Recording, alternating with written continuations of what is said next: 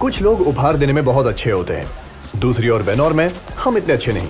इस स्वेटर को देख लो जो मेरे लिए लाया है, 2 गुना ज्यादा बड़ी। मेरी समस्या, मैं बातों को छिपा नहीं सकता।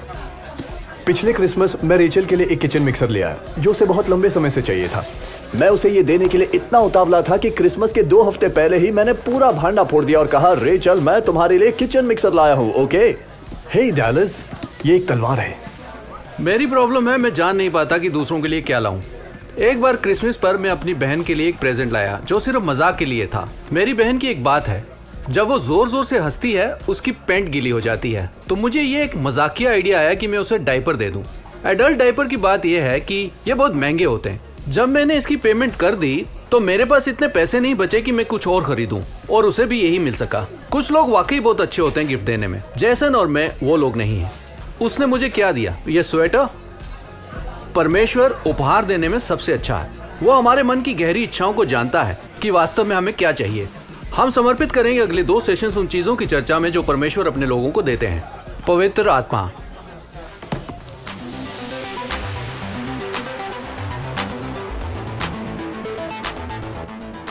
So maybe I'll invest it to make it become 2 million, 3 million, 4 million.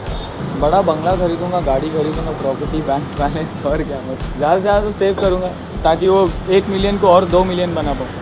Help my fellow metalheads, by helping them with their bands and other things, and maybe some of them would go for charity. मैं पहले invest करूँगा properties में, जो भी invest करूँगा उससे कोई भी इंटरेस्ट मिल रहा है वो मैं फैमिली एंड ऑल दोस्तों को हेल्प करूँगा। पहले तो कुछ मैं अपने खर्चों के लिए यूज़ करूँगा, देन मैं चैरिटी, रिलीजियस, सोशल वर्क, इन सब में बांट दूँगा। मैं आधा डोनेट करूँगा and half of the rest मैं अब खुद के लिए यूज़ करूँगा।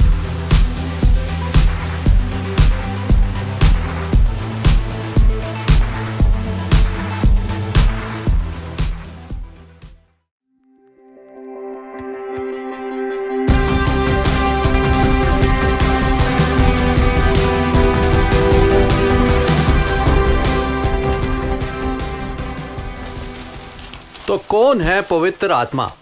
पवित्र आत्मा परमेश्वर है जो जगत में काम करती है। मुझे पसंद है जो बाइबल पवित्र आत्मा के विषय में कहती है। सांत्वना देने वाला, सहायक, परिवादक, बुद्धि का आत्मा, हमारा मार्गदर्शक, शिक्षक, परमेश्वर का उपहार और यीशु का आत्मा।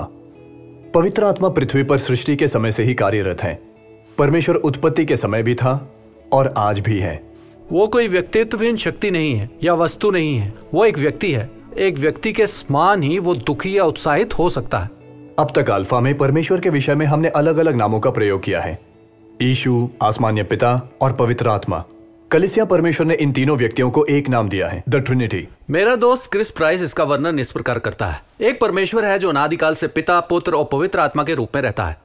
एक दिव्य सार, 3 भिन्न व्यक्तित्व। त्रिएकता की शिक्षा एक रहस्य है जो बिना किसी विरोध के तर्क से परे है। लोगों को इसे समझने में कठिनाई होती है। ऐसा क्यों है? इसका संभव कारण यह है, आप और मैं एक 3 आयामी दुनिया में रहते हैं। 4 आयामी समय को भी मिलाकर इस उपमा के उद्देश्य से आइए एक कल्पना करें कि हम 2 आयामी संसार में रहते हैं, मारियो के पुराने संसार के समान। यह सिर्फ ऊपर नीचे और आगे पीछे ही होता है। एक दिन एक अजीब सा मेहमान सपाट भूमि पर आता है और यह दावा करता है कि वो 4 आयामी संसार से आया है जो बसा है सपाट भूमि और पहाड़ी भूमि से दूर और सपाट भूमि और सूर्य से दूर। वो क्यूब्स के बारे में बात करने लगा जिससे सपाट भूमि के रहने वाले चकराकर अपना सिर खुजलाने लगे। क्यूब्स क्या हैं? 4 आयामी मित्र ने उत्तर दिया, क्यूब एक वर्ग है जो 6 चकोरों से बना होता है। सपाट भूमि वासियों को कुछ समझ नहीं आया। सपाट भूमि के दार्शनिकों ने एक विचार सभा बुलाई। बहुत ही गर्मा गर्म वाद विवाद के पश्चात सपाट भूमि के बुद्धिमानों ने यह निष्कर्ष निकाला कि ये एक बकवास विचार है। आखिर इसका क्या मतलब हो सकता है कि एक क्यूब 6 चकोरों का एक वर्ग है? ये कैसे संभव हो सकता है? हमें त्रिएकता को समझाना उस समतल देश के लोगों को क्यूब समझाने का प्रयत्न करने जैसा है। परमेश्वर हमारे पक्षों से बाध्य नहीं है और उसके समक्ष वो सीमाएं भी नहीं है। बाइबल हमें परमेश्वर का रहस्य और त्रिएकता का मतलब समझाती है। एक परमेश्वर, पिता, पुत्र और पवित्र आत्मा। क्या आप सोच सकते हैं कि कितना अद्भुत होगा यदि यीशु आपके साथ हो? आप दोस्तों के साथ खा रहे हैं और खाना कम पड़ जाए तो बूम, यीशु आपके पिज्जा की मात्रा बढ़ा दें। आपको कहीं जाना है, बैम, एक पल में आप वहां पहुंच जाएं। हाँ, और अगर आप अपना लाइफ जैकेट भूल गए तो आप पानी पर भी चल सकते हैं। बिल्कुल सही। कल्पना कीजिए कि आप एक अस्पताल में एक रोगी मित्र से मिलने जाएं और यीशु बिल्कुल आपके साथ हों, या आप खोए हुए हों और डर लग रहा हो, तो आपके साथ यीशु का होना कितना आरामदायक होगा। यीशु के मित्रों और अनुगामियों ने हम में से कहीं अधिक ऐसा अनुभव किया होगा, जिनको उनका साथ बहुत अच्छा लगता था। इसीलिए शिष्यों के लिए वो एक अचंभे की बात थी जब उन्हें अकेले ले गए और कहा कि वो जाने वाले हैं। उन्होंने ये कहा, तुम्हारे लिए मेरा चला जाना ही अच्छा होगा, क्योंकि अगर मैं नहीं गया तो पवित्र आत्मा नहीं आएगी, और अगर मैं चला गया तो मैं उसे भेजूंगा। यह चेलों के लिए कितना विस्मय कारक रहा होगा। चला जाना तुम्हारे लिए उत्तम होगा, वह उत्तम कैसे हो सकता है? किंतु यीशु ने अपनी बुद्धि से सोचा कि यही हमारे लिए बेहतर होगा कि पवित्र आत्मा हमारे साथ रहे। एक बार फिर यीशु ने कहा, मैं पवित्र आत्मा को भेजूंगा, ठीक जैसे मेरे पिता ने प्रतिज्ञा की थी, किंतु पवित्र आत्मा के आने तक इसी नगर में रहना और वह तुम्हें स्वर्ग के सामर्थ्य से भर देगा।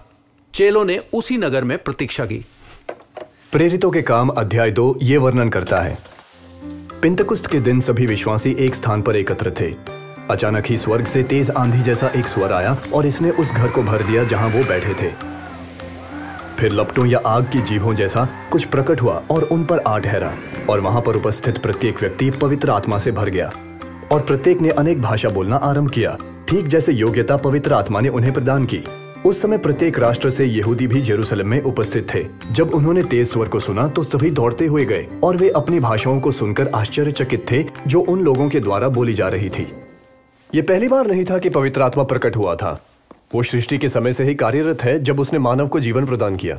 इस ऐतिहासिक दिन से पहले पवित्र आत्मा कुछ विशेष लोगों पर ही आया, पर बात इतनी ही है, कुछ विशेष लोगों पर, कुछ विशेष समयों और कुछ विशेष कार्यों के लिए। पुराना नियम ऐसे ढेरों अवसरों का उल्लेख करता है जब ऐसा हुआ था। पवित्र आत्मा 2 व्यक्तियों पर उतरा, गिदोन और समसून पर, और उन्हें साहस और सामर्थ्य या परमेश्वर के लोगों की अगुवाई के लिए युद्ध में। परमेश्वर का आत्मा बेसालेल नाम के एक व्यक्ति पर भी उतरा, कुछ विशेष कार्यों जैसे कला, शिल्प कौशल और बढ़ईगिरी। निर्गमन 35 का 31 में ऐसा लिखा है कि प्रभु ने बेसालेल को परमेश्वर के आत्मा से भर दिया है और उसे अत्याधिक बुद्धि, योग्यता और सब प्रकार के कार्यों के लिए दक्षता प्रदान की है। परमेश्वर ने यशायाह नामक व्यक्ति को भविष्यवाणी की आत्मा से भरा, अपने लोगों को अपना संदेश देने के लिए। सब कुछ बदल गया था पिंतेकुस्त के दिन। पवित्र आत्मा कुछ लोगों पर कुछ सीमित समय के लिए नहीं उतरा, उसने प्रत्येक व्यक्ति को भर दिया और उनके दिलों में सदा के लिए बस गया। आत्मा द्वारा विश्वासियों के भरने के बाद लोग जो सड़कों पर थे आश्चर्यचकित हो गए कि ये क्या हो रहा था। सभी स्थानों से आए लोगों ने विश्वासियों को सुना, 1 दर्जन से ज्यादा भाषाओं में। वहां खड़े लोग विस्मित हो गए और उन्हें लगा कि ये क्या हो रहा है, जबकि कुछ लोगों को लगा कि वो नशे में है। प्रेरितों के काम 2 का 14 में ये लिखा है, तब पतरस अन्य 11 शिष्यों के साथ आगे बढ़ा और जन समूह से चिल्लाकर कहा, और यरूशलेम आए आगंतुकों ध्यान से सुनो, इस विषय में कोई गलत विचार न करो। ये लोग नशे में नहीं हैं जैसा कि आप लोग सोच रहे हैं। प्रातः के 9 बजे का समय ऐसा करने के लिए बहुत ही शीघ्र है। नहीं, जो आप देख रहे हैं उसकी नबूवत नबी योएल के द्वारा बहुत पहले ही कर दी गई थी। अंत के दिनों में परमेश्वर कहता है, मैं अपना आत्मा सभी लोगों पर उंडेलूंगा। तुम्हारे पुत्र और पुत्रियां नबूवत करेंगी, तुम्हारे युवा दर्शन देखेंगे और तुम्हारे वृद्धों को सपने आएंगे। उन दिनों मैं अपने सेवकों पर भी अपना आत्मा उंडेलूंगा, पुरुष और महिला दोनों पर, और वो भी नबूवत करेंगे। जब पिंतकुस्त के दिन पवित्र आत्मा उतरा तो उसने सब कुछ बदल दिया। परमेश्वर ने अपनी आत्मा को उंडेला उन सब लोगों पर जिन्होंने उन पर विश्वास किया। हाल ही में जब मैं खाने पर गया अपने दोस्त टाइलर के साथ, और खाते हुए उसने बताया कि किस प्रकार पवित्र आत्मा से उसका जीवन बदल रहा था। कैसे बचपन से उसने कई मुश्किलें देखी अपने घर और परिवार में, और इन सब से उसे गहरा दर्द, ठेस और चोट पहुंची। बात इतनी बिगड़ी कि एक समय था जब वो जीना नहीं चाहता था। उसका दर्द और पीड़ा जो अंदर था बाहर घृणा और क्रोध में दिखता था। उस दिन उसने मुझे ये बताया, एक दिन ऐसा आया कि मेरे लिए सब कुछ बदल गया। ये वो दिन था जब मैंने बपतिस्मा लेने का चुनाव किया। बदलाव तत्काल तो नहीं था, किंतु जैसे जैसे समय बीतता गया मैंने नोट किया कि मुझ में गुस्सा और तनाव घट रहा था। डरावने मनोविकार मुझे छोड़कर जाने लगे। आखिरकार मैंने अपने भीतर इस असाधारण आनंद और शांति को अनुभव करना आरंभ कर दिया। मैंने अपने अंदर परमेश्वर का अनुभव करना शुरू कर दिया, और वह मेरे लिए बहुत ही आनंद लेकर आया। टाइलर एक काफी शक्तिशाली लड़का है। जूडो में उसे ब्लैक बेल्ट मिली है, पर ऐसी बात करते हुए उसकी आंखें आंसुओं से भर गई जब उसने बताया कि वो इतना खुश था जितना कभी नहीं हुआ। उसने बताया कि कैसे इतना आनंद उसके अंदर समा नहीं पा रहा था। पवित्र आत्मा ने उसके दिल और दिमाग को इस रीति से भर दिया कि वो परमेश्वर के प्रेम और भलाई से अंदर तक भर गया है। ऐसा नहीं है कि उसकी लाइफ में प्रॉब्लम्स नहीं है, पर परमेश्वर का अनुभव उसके दिल और दिमाग को छू गया है। ये कितना बड़ा उदाहरण है उसका जो पवित्र आत्मा हमारी लाइफ में करता है। यह हमें परमेश्वर के प्रेम से भर देता है।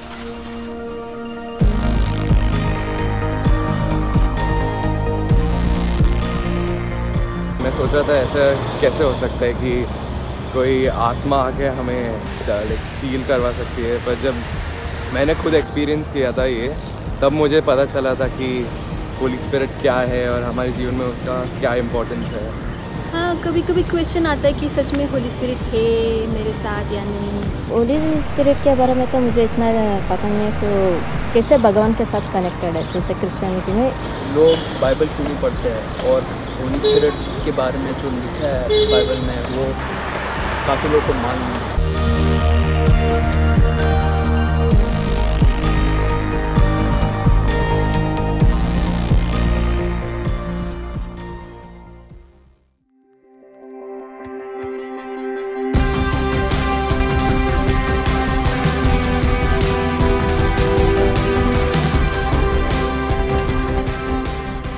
टाइलर द्वारा बताई गई घटना को सुनकर मुझे एक बात समझ में आई। उसने ये कहा, अब मैं ये कह सकता हूँ कि परमेश्वर ने अपने परिवार में मेरा स्वागत किया है। मैं जानता हूँ कि मैं कौन हूँ, मेरे पास एक उद्देश्य है और मेरे जीवन का एक अर्थ है। परमेश्वर मेरे पिता के समान है। बाइबल इसी प्रकार की भाषा का प्रयोग करती है। जब हम मसीही बन जाते हैं तब हम परमेश्वर के परिवार का एक हिस्सा बन जाते हैं। पवित्र आत्मा हमें बार बार ये याद दिलाती है, चाहे जितनी भी बार जरूरत पड़े, और हमारे हृदयों में एक आश्वासन देना चाहता है कि चाहे कुछ भी हो जाए वो हमसे बहुत प्रेम करता है। परमेश्वर नहीं चाहते कि एक दिन से दूसरे दिन हम उनके प्रेम के प्रति अनाश्वस्त रहें। हम उनकी संतान हैं और ये कभी नहीं बदलेगी। रोमियो 8 का 15 से 16 कहता है, जो आत्मा तुमने ग्रहण किया है वो तुम्हें दास नहीं बनाता, जिससे तुम पुनः भय में जीवन जियो।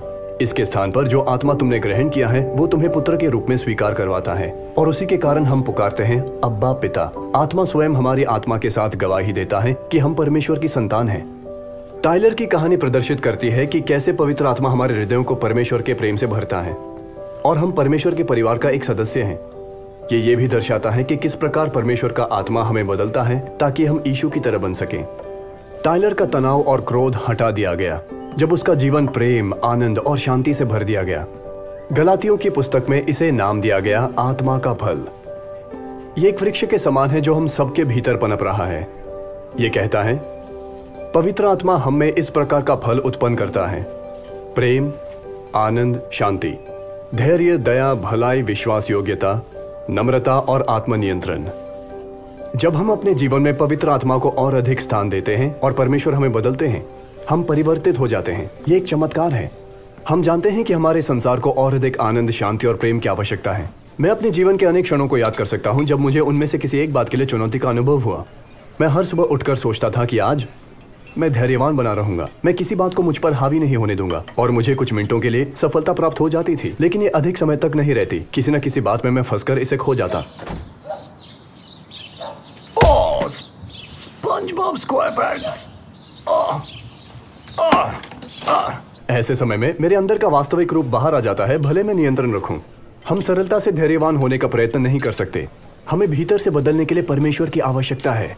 अब अगर हम बदलना चाहें भी ये असंभव लग सकता है। कई बार बुरे चुनाव बुरी आदतें बन जाते हैं। आपको नशे और शराब के अलावा और बातों की लत हो सकती है।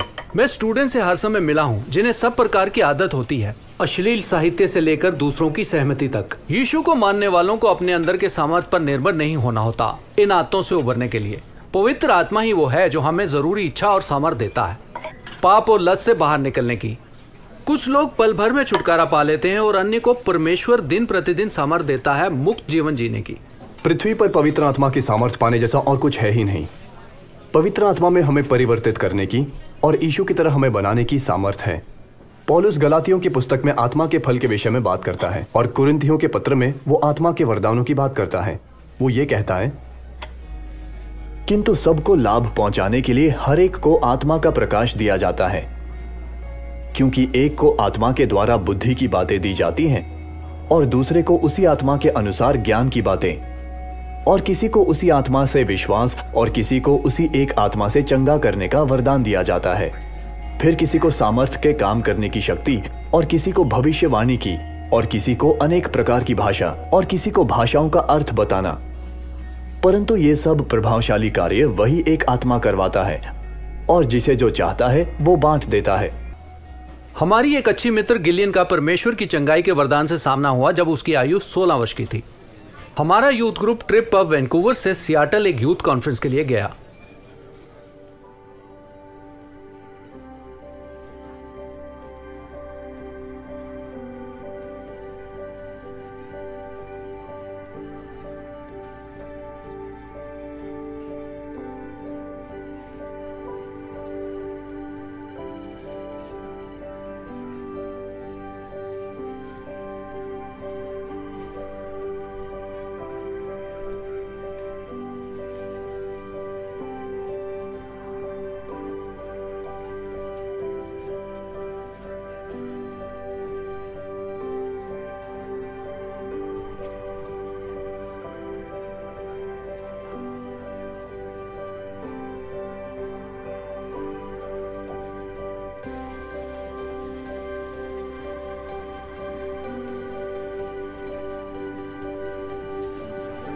यह घटना पवित्र आत्मा के 2 चमत्कारी वरदानों को होता हुआ दिखाती है।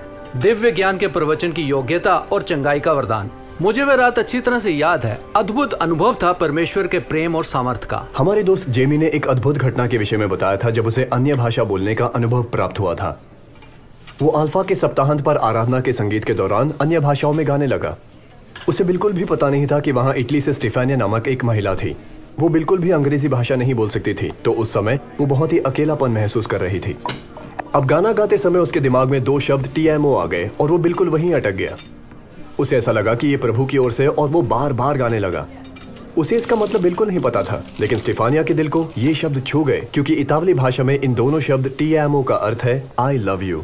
उस रात परमेश्वर ने अन्य भाषाओं के वरदान से जेमी के द्वारा बात की, स्टेफानिया को बताने की वो उसे जानते हैं और प्रेम करते हैं। उस समय परमेश्वर ने उसे एक संदेश देना चाहा कि वो परमेश्वर के लिए कितनी विशेष थी।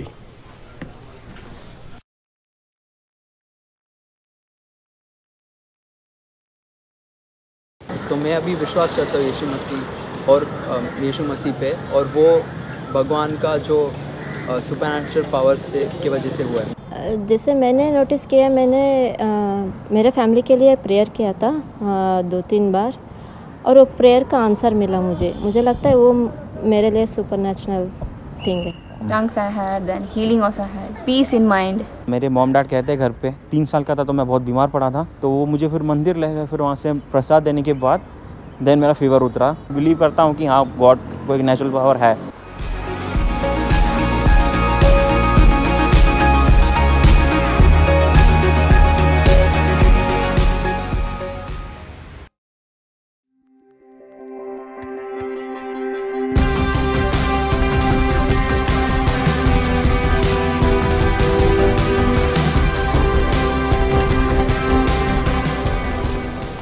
पवित्र आत्मा के द्वारा परमेश्वर कलीसिया को सामर्थी दिव्य वरदान प्रदान करता है और वो उन्हें संपूर्ण कलीसिया के लिए प्रदान करता है। ऐसा नहीं है कि ये कोई दिखाने के लिए की गई बात हो, बल्कि परमेश्वर के बारे में है जो अद्भुत काम करता है साधारण लोगों के द्वारा। हम इतिहास के एक अद्भुत समय में रहते हैं। यह पवित्र आत्मा का युग है। वह आज संसार में इस रीति से कार्यरत है जिसे कभी भी जाना नहीं गया था पिंतेकुस्त के दिन से पहले। गलातिया 3:14 में लिखा है कि यही कारण है कि परमेश्वर ने हमें यीशु के द्वारा आशीषित किया, ताकि हम प्रतिज्ञा किया गया पवित्र आत्मा प्राप्त करें। पुरुष और महिलाओं को हर देश, संस्कृति और आर्थिक पृष्ठभूमि से बुलाहट है कि परमेश्वर की आत्मा से भर जाएं।